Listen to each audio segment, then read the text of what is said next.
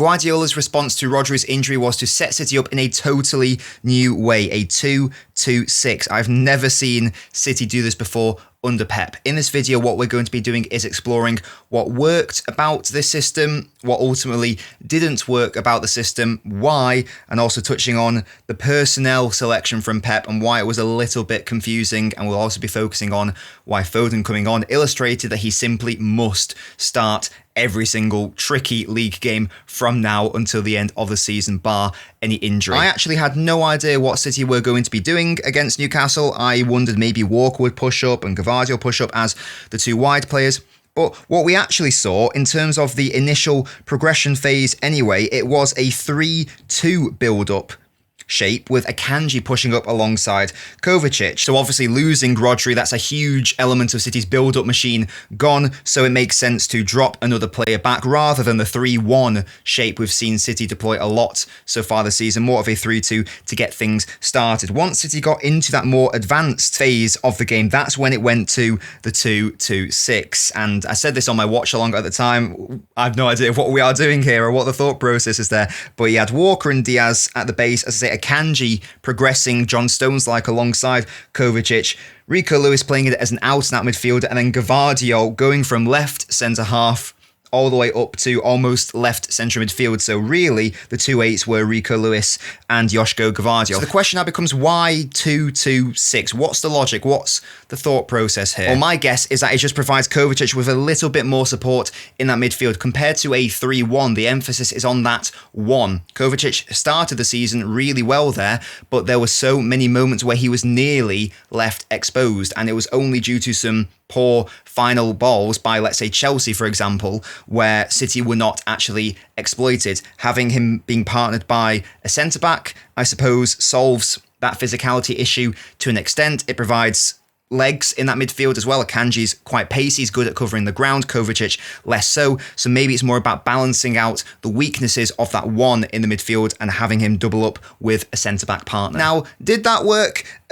Sort of, but also not really. There's a few things to say about that setup. So Gundogan was the main 10, although it is worth noting that occasionally, especially in the early phases, Gundogan would drop deep to that left side of the pitch, very Kevin De Bruyne-esque, as we've seen him do that a lot this season also. But there's a few issues, alarm bells ringing when I saw that lineup. This is a midfield, so these are obviously the main midfielders here. There's no playmaking there, realistically, or to the extent that City need. Gundogan, being the 10, is the main one, but he's not necessarily that sort of player anymore. So it doesn't really have the offensive prowess that you would like to see from a City midfield. It also doesn't have the physicality. Now, Guardiola said in his comments after the game, he knew that Newcastle's midfield was incredibly physical and dominating, and we can see it here. Bruno, Joelinton, and Tonali. This Newcastle midfield is the antithesis of City's, and it just bullied City's midfield throughout the majority of the game. So Pep sacrificed offensive work, he sacrificed physicality. So the only conclusion I can reach is that he sacrificed all that in favour of control, death by 1,000 cuts, defensive solidity, that sort of thing. The sad reality is that City didn't have any of that either. And in my opinion, that was mainly down to the way City set up, because no offence to Newcastle, but they haven't been particularly good this season. There are so many weird systemic issues with Newcastle so far this season, with the gaps between their defensive line and their midfield line. It's just there to be exploited. What I would say is shout out to Joelinton, who I thought was the best Newcastle player on the pitch. Sometimes he was the deepest midfielder, sometimes he was the most advanced one, sometimes he was a left wing back, and then most bizarrely, sometimes he was actually as the left centre back between Hall and Burn whenever Lewis would go into those areas. So as I say, Joelinton was absolutely brilliant, and Newcastle's midfield in general just bullied and outdueled and outdid City's midfield. Now, of course, Newcastle were always going to have the opportunity to engage in more duels and win more duels, and particularly in their midfield, but Rico Lewis isn't even involved in the top 20. Gundogan down there, okay, that's fine. Kovacic, decent. But as a midfield 3, there is, as we discussed, no real physicality there up against a very physical midfield, and it led to a situation where City had no real defensive foothold in the game. This is the Newcastle goal. This doesn't come from a counter-attack, this is just a throw-in from a few seconds ago. Question marks on Kovacic's positioning. Take a look at Bruno Guimaraes here. one of the best through ballers in the Premier League. So why is City's midfield three there just not really concerned about him? Look at all the space that he has. Kovacic is nowhere near him. Rico Lewis and Gundogan don't seem too concerned about him, but they should. He receives the ball from Joelinton. All the space in the world to turn. Once again, who is Kovacic picking up here? What is his purpose in this defensive setup?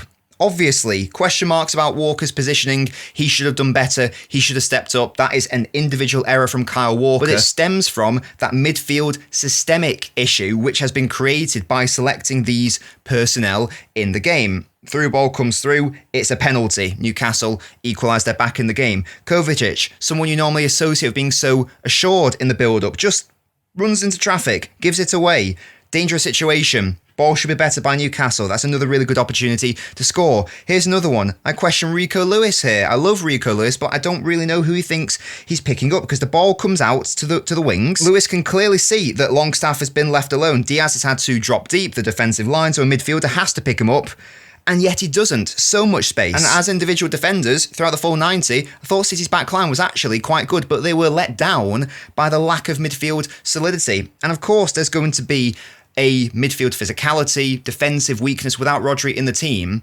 But if you're sacrificing all of your playmaking, all of your attacking prowess for, one assumes, more defensive solidity, more control, and we didn't have any of that in the game, so we were sacrificing everything to receive nothing in return. It was one of the worst trade deals in the history of trade deals, maybe ever. So that was the defensive side of things. Now let's look at the offensive side of things. Gundogan again, he is the key playmaker. This is one of those moments where he pulled out to that left. It's actually a nice ball into Haaland, but he's got no option here other than to take a shot. Bernardo Silva, for example, is so far out to the right. Rico Lewis is trying to crash that box, but it just comes across as a really weird, disconnected midfield and attack where they don't really know what they should be doing. Going back to Bernardo Silva, in that first half, he had as many touches as Haaland in that first half, only 16. That's not really what you want from one of your wide players. And I was staggered that Savio didn't start because Bernardo just did not have a good game out on that right side. He was much better when he came to the centre later in the second half, but from the right, he's not that sort of player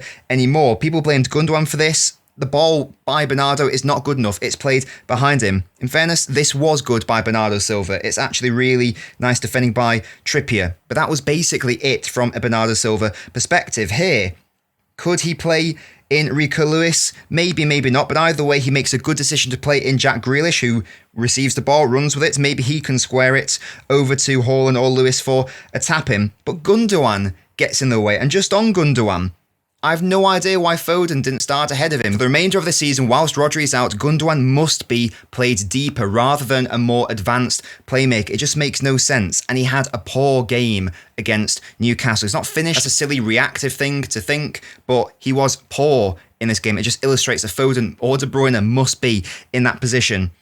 There's no reason to stumble over the ball here, and yet he does. There's no reason to try and chip Nick Pope here, and yet he does. This was my favourite moment from Gundogan in the game. This is an intelligent ball, through ball into Haaland, who should do better with the touch. Gundogan then picks it up, receives it, second ball, but then the simple little slip through to Haaland isn't there. Now, I need to make it clear, this isn't a Gundogan hit piece. I love Gundogan, of course I do, but just to illustrate how poorly suited he was to that more advanced role when Phil Foden was right there on the bench. Foden was on the pitch for 25 minutes compared to Gundogan's 65 minutes. And look here, in terms of progression via the pass, Foden clear of Gundogan despite having 40 less minutes on the pitch.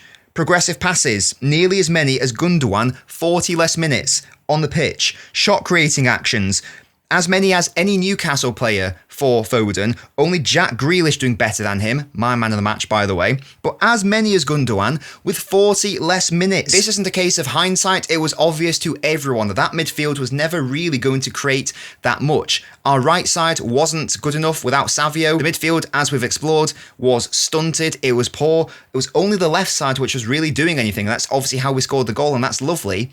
but it wasn't good enough, simply. Foden comes on in around the 65th minute. He should do better with the shot. But at least he's in a position to get the shot off and actually try to score or create something. In terms of creation, City just looked so much more fluid and functional when he was on the pitch. He was doing really good work, Foden, in terms of linking play, connecting play, creating chances for others. Here, Kovacic fizzes it into him far too quickly. Foden somehow able to still get the ball to Guardiola, who gets into a position where maybe he can get a cross off. The small space play from City just wasn't good enough throughout the entirety of the game, especially when Newcastle had equalised. It was 1-1. Of course, they're going to be slightly more defensive, so you need those players on the pitch. We needed it sooner on the pitch, preferably when we were 1-0 up and therefore able to exploit the amount of gaps that Newcastle had forfeited. As it was, we didn't until Foden came on, and then it's too little, too late. He receives the ball here, first time ball, so intelligent. He's being pressed relentlessly there by Bruno Guimaraes, so he's got to act quickly. He does. He's one of the only players in City squad who's able to do that quickly, so why wasn't he on the pitch? Question marks. Rico Lewis needs to do better with the touch. If he does do better with the touch, he either has a shot opportunity for himself, or maybe more likely, he's able to slip in Haaland, who can turn, spin, down, burn, and get a decent shot off. That chance did not materialise, but the opportunity for the chance came about because of Foden's lovely first touch there. Here, I've no idea how he picks out this second ball, just picks it out of the air, boom. Finds Jack Grealish, gets his cross off, and you can ask question marks. Could the cross be better for Haaland? Could Haaland do better with the cross? Again, that chance comes about because of Foden being on the pitch. Through ball here to Doku, breaks Newcastle's lines, even crashes the box to try to get on the end of Doku's cross. The cross not being quite good enough from Doku, but you see the offensive threat that Foden was bringing in such a short space of time. Savio as well. No clue why he didn't start instead of Bernardo Silva. He did something here which Bernardo Silva wasn't able to do through the entirety of the game. He takes on his man, he goes on the inside. I don't know how Foden gets the ball to Bernardo Silva here, because Bruno and Longstaff immediately come out to meet Foden, scared of that long shot threat. Foden intelligently clips it into Bernardo, and he's able to get a shot off, forces a decent save into Nick Pope.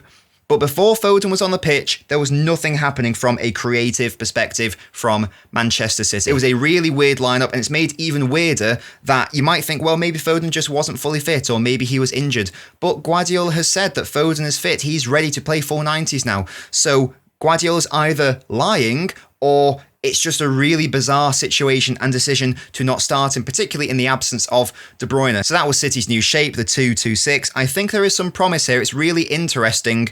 Maybe Pep doesn't feel comfortable going back to the 3-1-6, in which case this might be a viable alternative. But it's never going to be viable if you play the incorrect players and if the personnel selections aren't optimal. If you're going to sacrifice playmaking and physicality, then you must be defensively solid and have control of the game. As it was, we weren't. The amount of counterattacks we were succeeding, it was not acceptable. Surely it makes far more sense to accept that physically, without Rodri, we are not going to be that team in midfield. We don't abandon those offensive attacking principles. I would much rather us accept that there will be a transitional weakness, but we will still be able to dominate and beat the majority of sides in the Premier League, overwhelm them, play through them, outscore them, and then the physicality, defensive frailty issue, whatever you want to call it, doesn't become an issue, but we must not be sacrificing offensive talent and prowess for that. Foden must start in the next league game and every single big game, in my opinion, in midfield from now until the end of the season, with De Bruyne or without him. And if you're thinking, well, hang on, can Foden and De Bruyne even work in midfield? Well, good news. I did a video last season on whether it could work, and obviously it can because that's how City won the title. But if you want the specifics of how it can work, then check out this video next.